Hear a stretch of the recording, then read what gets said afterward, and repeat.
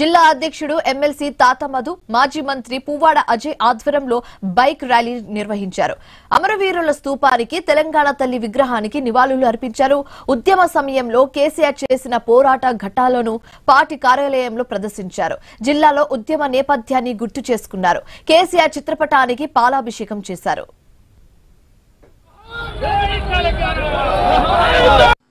November 29 దీక్షా దివస్ అనేది తెలంగాణ రాష్ట్రం ఏర్పడటం కోసం జరిగిన ఉద్యమంలో ఒక కీలక ఘట్టం.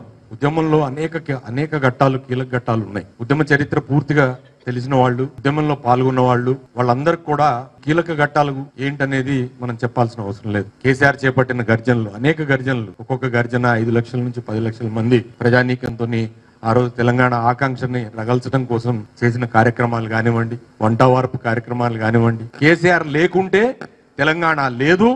తెలంగాణ అనే పదాన్ని అఫీషియల్ గా అసెంబ్లీలో ఉచ్చరించడానికి కూడా వీల్లేదని నిషేధించిన రోజున ఒకసారి చరిత్ర గుర్తు చేసుకోవాలా.